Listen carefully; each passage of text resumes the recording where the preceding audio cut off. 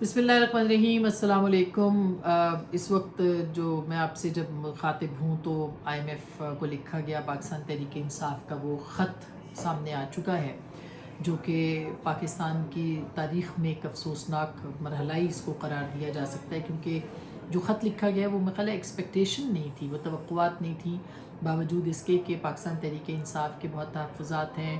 ان کے الیکشنز کے حوالے سے، لیکن یہ ایک قدم انہوں نے کیوں اٹھایا ہے، یہ ایک بہت اہم سوال ہے جس کو کہ آج ہم جس کے اوپر بات کرنے کی کوشش کریں گے۔ جو خط انہوں نے لکھا ہے اس میں رؤوف حسن صاحب جو کہ پی ٹی آئی کے ترجمان ہیں، انہوں نے یہ خط لکھا ہے، اور M D I M F کو خط لکھا ہے، جس کے متن میں انہوں نے یہ کہا ہے کہ پی ٹی آئی ایک چیئرمین کی ہدایات کے مطابق، بانی کے مطابق جو ہے وہ یہ آئی ایم ایف کو خط بھیج رہے ہیں، اور خط کے متن کے مطابق یہ بھی انہوں نے مطالبہ کیا ہے کہ آئی ایم ایف 2 ہفتوں کے اندر اندر قومی اور صوبائی اسمبلیوں کی 30% نشستوں کا آڈٹ جو ہے وہ یقینی بنائے، اور بیل آؤٹ پیکج کے وقت پاکستان کے سیاسی استحکام کو مد نظر رکھنے کی درخواست بھی اس کے اندر جو ہے وہ کی گئی ہے۔ خط میں یہ بھی کہا گیا ہے کہ آئی ایم ایف پاکستان کو مالی سہولت دینے سے پہلے گڈ گورننس سے متعلق جو شرائط ہیں وہ بھی سامنے رکھے، یعنی کہ گڈ گورننس سے متعلق اور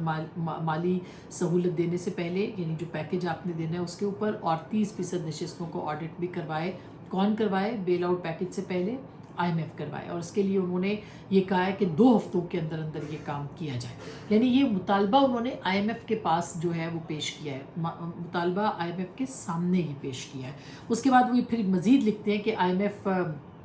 اس جو خط ہے اس کے اندر انہوں نے فافن اور جو پتن کے نام سے آڈٹ انتخابات کو کور کرتی ہیں پاکستان کے اندر این جی اوز، ان کے آڈٹ کا طریقہ کار بھی بتا دیا ہے، اور اس میں کہا ہے کہ اس میں کچھ تبدیلیاں کر کے انہی کے ذریعے سے آڈٹ بھی کروایا جا سکتا ہے، یعنی وہ سلیوشن بھی دے رہے ہیں کہ یہ فافن اور جو پتن ہیں ان کے جو طریقہ کار ہے اس میں کچھ تبدیلیاں کی جائیں، اور اس کے بعد پاکستان کے اندر جو الیکشن ہوا ہے اس کا آڈٹ کروایا جائے۔ یہ بھی انہوں نے کہا ہے کہ پی ٹی آئی نہیں بلکہ دیگر جماعتیں اور عالمی ادارے جو ہیں وہ الیکشن فراڈ اور آزادانہ تحقیقات کا مطالبہ کر رہے ہیں، اور یہ بھی انہوں نے کہا ہے کہ یہ آئی ایم ایف کی جو مالی امداد ہے یہ پاکستان کے عوام پر مزید بوجھ بڑھائے گی، اور یہ کردار ملک کے عوام کے لیے ایک عظیم خدمت ہوگا، یعنی آئی ایم ایف کو کہہ رہے ہیں کہ آپ پیسے نہ دیں، اگر آپ نے پیسے دیے، یہ پیکج دیا، تو پاکستان کے عوام کے اوپر بوجھ پڑے گا۔ کس قدر تحریک انصاف کو پاکستان کے عوام کا خیال ہے، آپ یہ دیکھیے کہ خود اسی آئی ایم ایف کے ساتھ جو ہے وہ پاکستان تحریک انصاف نے ایسا معاہدہ کیا کہ جو پاکستان اس کے چنگل سے آج تک نہیں نکل پایا،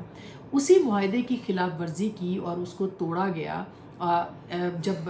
عدم اعتماد موو ہو گئی تو یہ پتہ چل گیا کہ پاکستان تحریک انصاف کی حکومت اب کسی صورت نہیں رہے گی، تو وہ پیٹرول کی قیمتوں کو کم کر کے اس معاہدے کو توڑا گیا، اور پاکستان کو ایسی زنجیروں کے اندر باندھ دیا گیا کہ پاکستان اس سے کبھی نہیں نکل سکا۔ اس میں بھی کوئی دو رائے نہیں کہ پی ڈی ایم کی گورنمنٹ میں بھی آئی ایم ایف کے ساتھ جو ڈیل کی گئی اس میں بھی انہوں نے اسحاق ڈار صاحب کا جو دور تھا اس کے اندر بھی یہی انہوں نے بھی کیا، پبلک گیلریز سے کھیلنے کے لیے، لیکن پہلے سے ہی پاکستان کو ایسا نقصان پہنچایا جا چکا تھا۔ پہلے تو جب یہ حکومت اقتدار میں آئی تحریک انصاف کی، 8 مہینے کے بعد جو ہے وہ اس معاملے کو اتنا لیٹ کیا گیا، اتنا ڈیلے کیا گیا کہ آئی ایم ایف کی شرائط پہ پاکستان کو اترنا پڑا، اور وہ شرائط اتنی سنگین تھی کہ بعد ازاں پاکستان کو اسٹیٹ بینک بھی جو ہے وہ گروی رکھوانا پڑا۔ یہ فیکٹس ہے، اگر آپ چاہیں تو آپ خود بھی ان معاملات کو جو ہے وہ چیک کر سکتے ہیں کہ اسٹیٹ بینک تک اس وقت جو ہے وہ پاکستان کے جو اس کو ڈکٹیٹ جو کرتا ہے وہ آئی ایم ایف کرتا ہے۔ اسی طرح سے اگر آپ دیکھیں کہ اسی خط کے اندر پھر یہ بھی کہا گیا ہے کہ ایسی مسلط حکومت کو ٹیکسیشن کے اقدامات کرنے کا کوئی اخلاقی اختیار نہیں۔ 2023 میں بانی پی ٹی آئی اور آئی ایم ایف کے نمائندوں کے درمیان اس معاملے پر بات چیت ہوئی تھی، انہوں نے یعنی کہ جو ان سے ملاقات ہوئی تھی آئی ایم ایف کی، اس پہ انہوں نے کہا تھا کہ اس معاملے کے اوپر بات ہوئی، یہ آئی ایم ایف کا وفد ان سے ملا تھا اور اسی کے تناظر میں یہ ملاقات ہے۔ پھر وہ یہ کہتے ہیں P T I M F نے پاکستان کو مالی سہولت کی حمایت کرنے کا بھی اتفاق کیا تھا، یعنی اس ملاقات کے اندر، اور پی ٹی آئی نے ملک میں آزادانہ منصفانہ انتخابات کی شرط शर्त और यकीन दहानी पर माली सहूलत की हिमायत पर इत्तफाक किया था और इंतखाबात के इनेकाद पर $180 मिलियन अखराजात आए। ये भी उन्होंने ख़त में लिखा है। वोटों की गिनती में वसी पैमाने के ऊपर जो है वो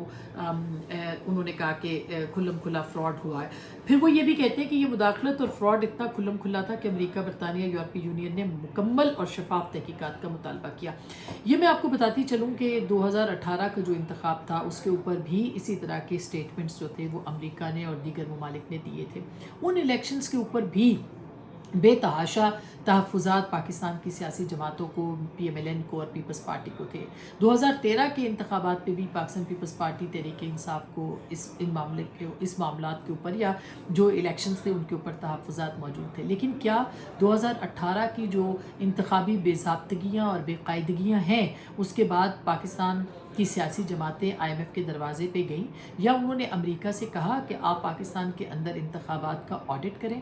ये इमरान खान साहब और तहरीक इंसाफ ही थी माज़रत के साथ कि जो गुज़िश्ता कुछ अरसे में ख़ास करके जब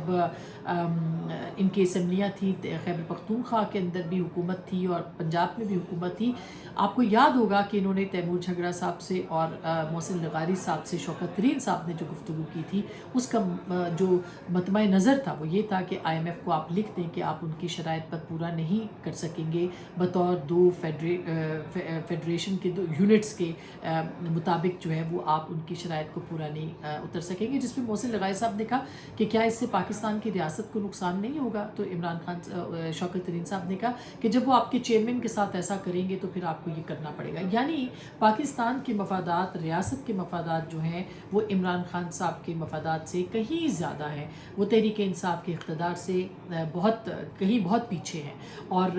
ये एक एक्सट्रीम कदम है जो कि पाकिस्तान तहरीक इंसाफ के बानी इमरान खान साहब ने उठा लिया है और इसके बाद उनको इस बात का अंदाज़ा है कि IMF अगर वाकई समझती है कि पाकिस्तान को पॉलिटिकली उन्होंने स्क्रू करना है या टाइट करना है तो वो इन सारे मामलात को देखेगी। मगर अगर ये पैकेज पाकिस्तान को नहीं मिला और तहरीक इंसाफ की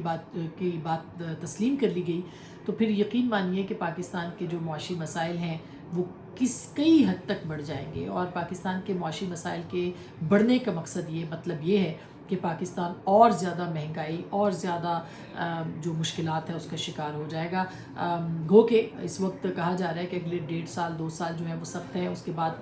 बेहतर मामलात होने शुरू होंगे। लेकिन अगर ये पैकेज नहीं मिलेगा तो पाकिस्तान को मुआशी तौर पर मज़ीद नुकसान होने का ख़तरा है। बहरहाल ये गुजारिशात आपके सामने रखी हैं। अपना ख्याल रखिएगा। अल्लाह ने के बाद।